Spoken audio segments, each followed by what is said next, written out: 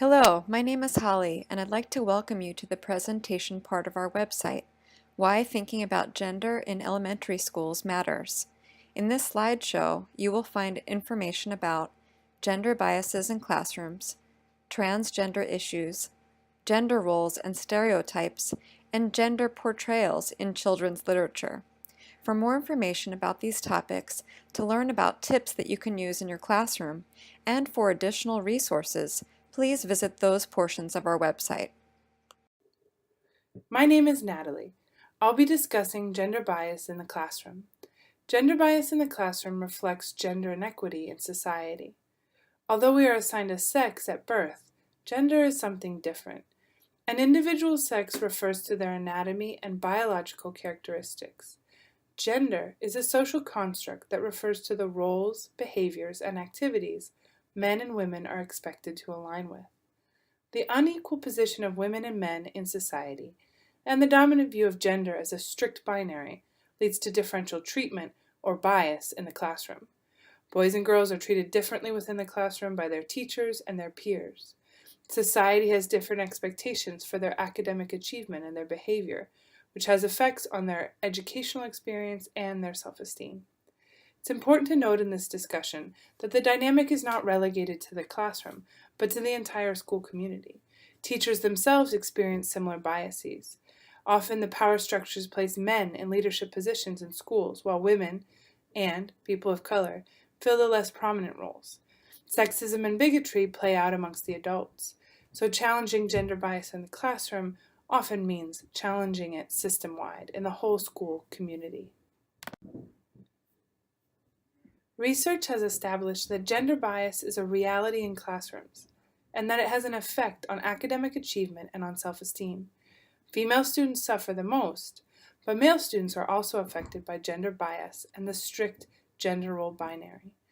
Over and over again, the smart people who study this stuff say that a critical component in challenging classroom gender bias is teacher training. What can teachers do to challenge gender bias and shift the classroom community toward gender equity? Teachers can reflect on and monitor their own gender expectations. Our expectations for what students can and should be able to do impacts our interactions with them. This is a component of expectation theory, which shows that these expectations directly affect students' experiences and their development. Review all materials to make sure that female, male, and transgender people are represented performing a variety of different tasks and having positive cross-gender interactions. In an open and supportive environment, critically evaluate and adjust the language we as teachers use and the language the students use. Also, there are a host of classroom management techniques that help to build a gender equitable environment. Just one example is to avoid hand raising. Replace it with think, pair, shares, wait time before responses, and the use of equity sticks. Write names multiple times on the equity sticks for girls in math and science and boys in English language arts to increase their response times in these subjects. Hi there, I'm Tracy, and I want to talk a little bit about transgender students in the elementary school environment, in particular what the surveys and other research are showing. Those surveys and research show that transgender students are disproportionately bullied. This means they're one of the most vulnerable types of students when it comes to bullying. Gender nonconforming elementary students are twice as likely as other students to say that kids at school have spread mean rumors or lies about them. In elementary school, nearly 1 in 10 students report that they do not conform to traditional gender norms and sometimes want to avoid school because they feel unsafe there. The good news is there's a lot of support. 83% of teachers surveyed, and this was a large national survey, agree that teachers and other school personnel have an obligation to ensure a safe and supporting learning environment for gender nonconforming students. So how can you help? First off, be clear on the basics. It's appropriate and necessary to address gender identity in elementary school. Children know who they are on the inside at a very young age, even prior to kindergarten. According to the American Academy of Pediatrics, one's own sense of gender becomes stable by the age of 4. Secondly, gender is socially constructed. Gender is separate and distinct from biological sex.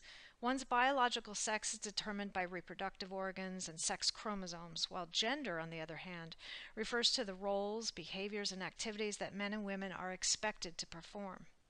In addition, gender is separate and distinct from sexual orientation. A person's gender doesn't determine their sexuality. Gender is about who you are, while sexual orientation is about who you are sexually attracted to.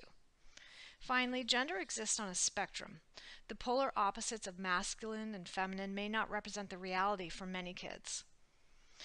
When most people think about gender, they think of a binary. They think either male or female, but many people identify outside of those two genders or as a mix between the two. The two most important things you can do in the classroom are, first, diminish focus on the gender binary. It's really one of the most important aspects of creating a gender inclusive environment. It's not simply that boys can wear pink and girls can play with trucks, but rather all children can wear pink. All children can play with trucks.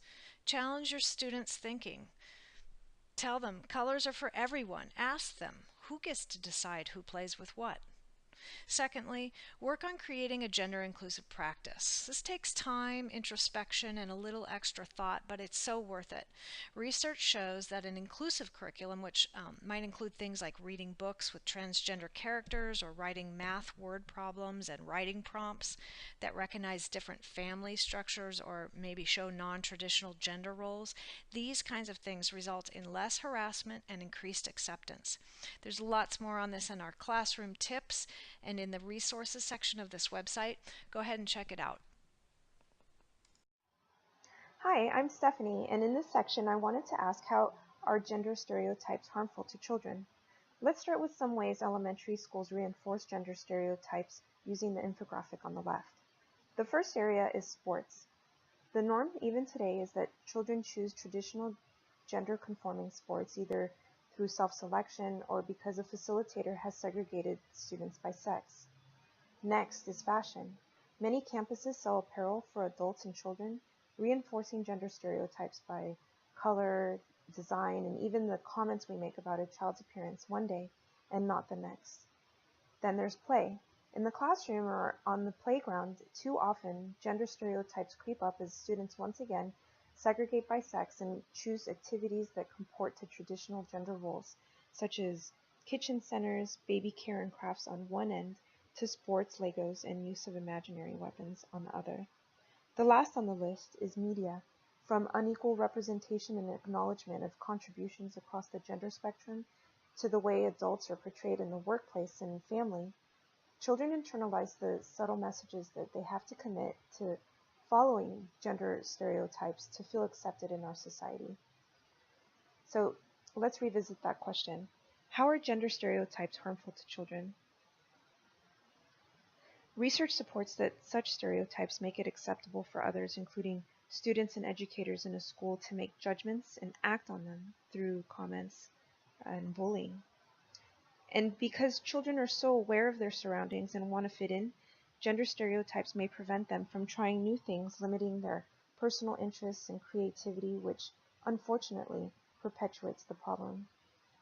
And as previously mentioned, since gender stereotypes oversimplify and segregate children by sex, the opportunity to socialize and forge new friendships is undermined, once again perpetuating a problem that only exacerbates as children mature into adults.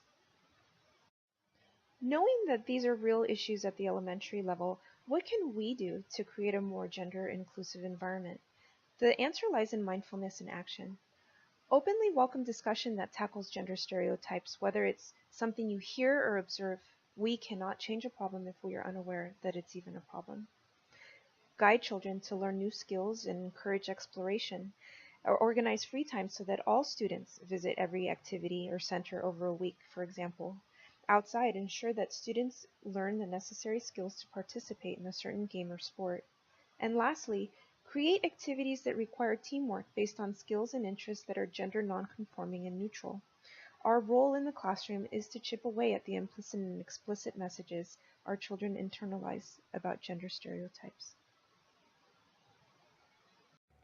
Hi, this is Holly again. Now I will be talking to you about gender portrayals in children's literature. Does it really matter?